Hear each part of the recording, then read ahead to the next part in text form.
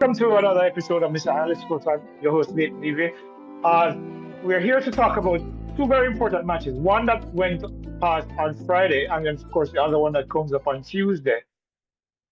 We're looking at a very strong start from Jamaica against Bermuda at the Dame Flora Duffy Stadium in Bermuda on Friday, where Jamaica won 4-0. Convincing performance in terms of the scoreline, but not necessarily so much in terms of the performance.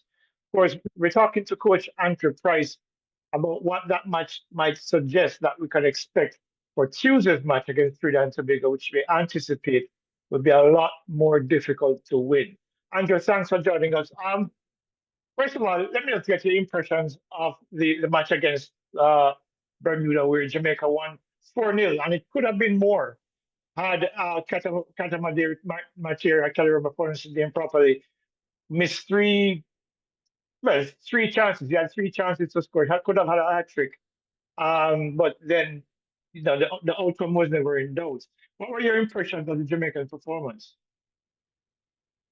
I was very, very happy with the performance from the Jamaican team because you have to take into consideration, Leighton, earlier in the qualifiers, earlier in the first round, we had difficulties against teams like St. Vincent when we went down there and had to struggle to get a draw down there. So, it's one of those games, though they're a weaker team, we have to go in there without any complacency, go there with a business-like attitude. And I would say that the team performed in a professional manner in being able to get the 3 points. And I think that was the important thing.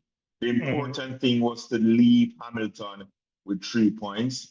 And to boot, we were also able to keep a clean sheet and get 4 goals. I mean, you can't ask for more. Yes, we should have been more clinical up front. I think Katamari should have scored a hat trick alone in the first half, but first game jitters for a 20-year-old playing his first World Cup qualifying game. I believe that it got the better of him, but he really presented a lot of movement on the field, and he looked the part. He just needed to score those goals. But all in all, I think it was a workman-like performance by the Jamaican team. All right. So you talked about the good things about the Jamaica. What are some of the things that you think we can improve upon going into the match against Trinidad on Tuesday? But I think we need to keep some more possessions. We weren't able to pass the ball through the lines. I don't think that, we were able to string more than 5 passes. We resorted to using the pace that we have up front, people like Campbell and Cephas and our central defenders, whenever they got the ball wide, they were always putting the balls in the channels between the central defenders and the fullbacks to give people like Cephas and Campbell an opportunity to run at the defenders, and also for Katamari to play off the shoulder of the central defenders. So for the game against Trinidad, I think we have to improve our passing in the middle of the park, and that's where people like Hayden Russell will have to come in to link passes from the defensive unit into the midfield and convey them up front to the attackers. One of the things that, and this is just me, you're the coach. You tell me, are lines too far apart? I think there are phases in the game where it looks almost as if Bermuda had so much space in the middle of the park. A couple of times in which they broke the lines and actually got opportunities to score. Not many, but against a better team like Trinidad, which has so much more firepower up front, is that something that we definitely need to be tighter on in terms of keeping that compact shape, especially when we're up against a team that has the potential to run through our midfield if we give them enough space?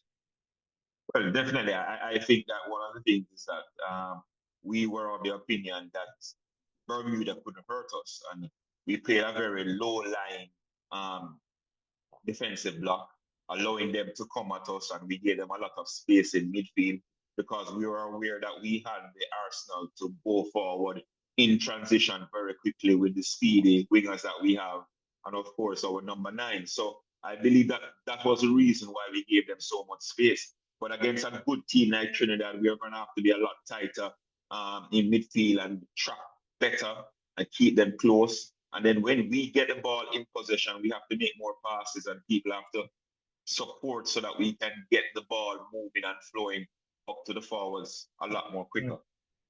The last time we spoke, you talked about the absence of a clear-cut number 10. Um, Tell me what you saw in that game against Bermuda that you think was who we saw in that midfield. I mean, we know that we had it. Look, how do I coach this? To be fair, I don't think the midfield played badly, but at the same time, I think there are a number of errant passes, short passes that we give away without no pressure whatsoever. Give me a sense of how you saw who you saw as a potential number 10 from the last game that could come in and be an effective number 10 to supply our forwards instead of depending on those long balls down the channels, which worked against Bermuda for one. Yeah, I mean, give credit where it's due. But in terms of creating more opportunities for for our forwards to be running onto the ball with ball at feet as opposed to long balls, give me a sense of what you saw from the Bermuda game that we could probably tweak for the game against Trinidad. But I think Casey Palmer actually played the role of the number 10 in that Mm, game. And for the game against Trinidad, he's going to have to be on the ball a lot more often. He has to come and demand the ball. And when he gets that ball, he has to be able to turn and look forward where he can make passes to the up front runners. And I think he needed to have more possession of the football. And between mm, Russ and Hayden, we're going to have more linkages in midfield where we can pass the ball from side to side and then pass it vertically to the forwards up front. Once we're able to do that, and I believe with a stiffer opposition, we're going to have to be forced to be honest and play that type of role. yeah. So in terms of patience, I think one of the things that I saw from the game, and it's not the first time that I'm seeing it, where we have position on the ball, we're passing it around at the back, we're trying to find openings in the midfield to move the ball forward. But in failing to do so, invariably we end up resorting to a long pass. Does the team need to be more patient in terms of when they're in position, maintaining position, and finding a high percentage pass that we can move the ball forward without taking greater risks of turning the ball over in the wrong areas of the field? Well, one of the things is that our possession has been very low. We're not able to keep the ball. Some of the passes were short. I mean, we played on an extremely excellent field, a field that Mm, encourages passing, and we didn't do a lot of passing. And what happened is when the central defenders see no movement in the midfield to actually come and fetch the ball and turn and make passes, they are going to be forced to play the long passes up front mm, in the channels. And I think that's what happened throughout the game. Luckily, it's some individual magic that gave us some of the goals that we scored on the game in Bermuda. Cephas uses space to great ability mm, to get past the defenders and blow past them. And he can do that against any team in CONCACAF as far as I'm concerned because he's that fast. And of course, another individual brilliance from Casey Palmer was able to take the ball out of midfield, dribble forward, and take a shot outside the 18-yard box to give us the goal. So we need more of that, but we need to be on the ball more. And I think our possession has to increase. mm. 46% possession is not good enough. Against Trinidad, we're going to have to demand the ball, keep it, stifle them from getting it, move the ball around quickly, and transition into attack very quickly. And Carter Materi is to start at number 9 position. Does he need to drop deep to get the ball and try to move it forward, or does he stay high and wait for passes from the midfield or from that as we saw against Bermuda from the fullbacks or the centre backs? How do you see us playing against Trinidad, given what we know that they're capable of and given the record that they have against us? Well, one of the things is that you can see that he likes to play off the shoulders of defenders. So he likes Mm, when the ball is played into the channel. So that will suit him in the game, especially in the national stadium where the field isn't that long compared to other fields in CONCACAF. So once we can put the ball in the channel, he's a willing runner. He has space. He has deceptive speed. He can get in the box, and hopefully some of those half chances that he got in the game, he'll actually bury them. mm. Look, Trinidad is a very dangerous team. They're not at their best, and we all acknowledge that. But they do have dangerous players. They have Kevin Molino, they have Levi Garcia, they have the Tyrese twins, I call them, Nosley, and of course Spicer. who had opportunities against Curacao, but the goalkeeper was just outstanding that game. How do we set up against Trinidad, and how do we protect the back line a little bit better, against a team that has so many potential dangerous players?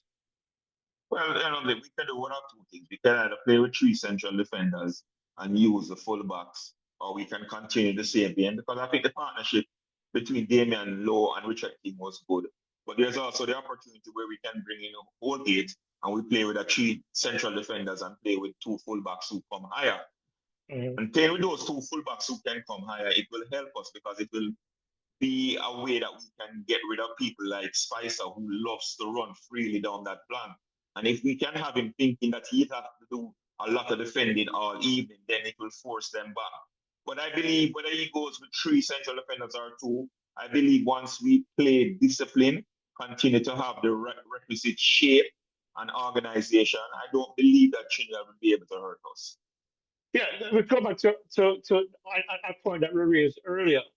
The way in which we tend to give away passes or make errant passes under no pressure whatsoever. We saw that a number of times against Bermuda, where it's a 5 yard pass, and we're passing it, in a manner in which the receiver, the potential receiver, can't get to the ball, and we turn the ball over in the middle of the park, especially in the middle of the park. Is that something that's been ongoing for a long time, Andrew? I think you can attest to that. Being the experience that you've had and seeing national teams over the years play. How is it that we can eliminate that problem? I mean, I was no great player. I played some high school ball. I played some department ball when I was going to cast. But making a 5 yard pass is a simple thing. It's not, even when you're under pressure. We played inter-department ball, and we were playing against some players who actually played national ball. Paul Ladley, remember Paul Ladley used to play with a Spanish town. He was people who we played against. Um, but when you look at how easily we tend to turn the ball over, how do we eliminate or rectify that problem? I think that is a symptom of the opponents that we're playing against. Playing against Bermuda, and we don't have the type of respect that we would have against a Trinidad team. So we're very casual in midfield, and that is the reason why we turn over the ball. One of the best ways to keep possession is to play passes that you see on very early and not Mhm. deliberate and not wait until the passing lanes are closed down where the ball can be intercepted. So we have to play quicker, move the ball faster, and people have to go into supporting positions to support the pass. Mhm. And of course, in the half spaces, especially on the right side, I don't think there's enough. And again, this is just me with my layman eye. The fluency in terms of the passing in the half spaces, especially on the right side of the field, is not where, I mean, Cephas, I left this pass about to Cephas and then beat the fullback and then gone. But on the other side, I'm not seeing that kind of ease of ensuring that we make the passes and at the right tempo to move the ball forward, and then to get the ball back into the middle of the park as we approach the goal. Is that a matter of personnel, or is it just maybe familiarity, given that we saw some new players on the front line for this match? I think it's more familiarity. I think this is the first time that Tyrese Campbell would have started a game for Hmm. Jamaica, and the first time he would be playing with Lemba. And Lemo, is a attacking fullback that loves to come forward. So what you invariably have to do is when you see him coming down the flank, you have to go inside and give him the space on the outside.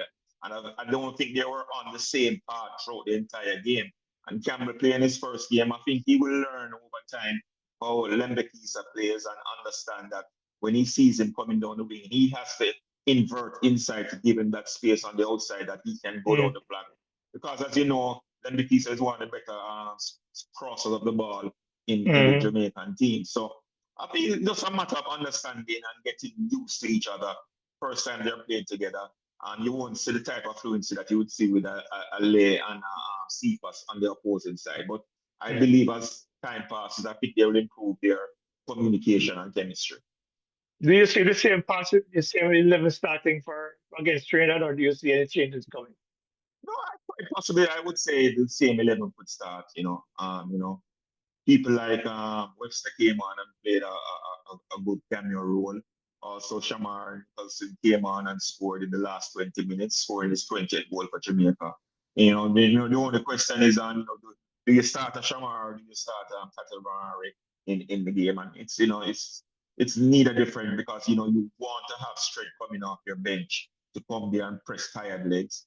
One of the things I saw that one of the central defenders had to come off very late in the game in the Trinidad Curacao game, so he might not be there. So they might have to have some shifting in their Mhm. defensive unit. So we can look at that and see if we can take advantage of that from Tuesday night. Mhm. And final question to you: How? Give me a sense of where you are thinking the outcome of that game. Do we win a close game? Do we win another game similar to the game against Bermuda? You know, we would hope for the latter, where a game where we score many goals against Trinidad, but we know that that's not usually likely to happen. How do you see this game playing out? It's going to be a tougher game. I think with a tough opposition, I think the Gents will rise to the occasion. I think they'll play a better game. I don't think the margin will be as wide as we had, but whether we win by the odd goal in one, I believe that we're going to do just enough to win the game because it's very important that we go into the next round with maximum 6 points. Mhm. When I looked at the fixtures, I said that all our home games must be games that we collect maximum 3 points. Whatever we go on the road and steal, then we steal them. But at home, it is imperative that we get 3 points, and we have to go into the game on Tuesday night with that mindset that no matter what, at the end of the game, we must collect 3 points. All right. Well, Andrew, thank you so much again for your time. I'm looking forward to the game on Tuesday night. I'm going to be there, of course. Sure, if you're in Jamaica and you have some free time on your hands, head to the National Stadium. This is a crucial period. It's the final 5 games of this Group B competition that the winner of the group qualifies for the World Cup in 2026, of course, in the United States, Mexico, and Canada. And Jamaica needs your support. Turn out in your numbers and give the Reggae Boyz your full support because they will need every single one of you shouting their names and rooting for them to win matches because, look, this is probably the best opportunity we've had since 1998. And I think we can grasp it with both hands. Before we go, let us remind you to subscribe, of course, like and share our content. And of course, keep on leaving your comments. We really appreciate it. I keep saying that. And I'm not saying that just to blow smoke. I really do enjoy the comments because I learn from them and we learn how to be better. And of course, we learn from the information you provide as well. So until next time, this is Leighton Levy saying goodbye from Mr. Analyst. And we'll see you next time, perhaps after the match on Tuesday night. Bye bye.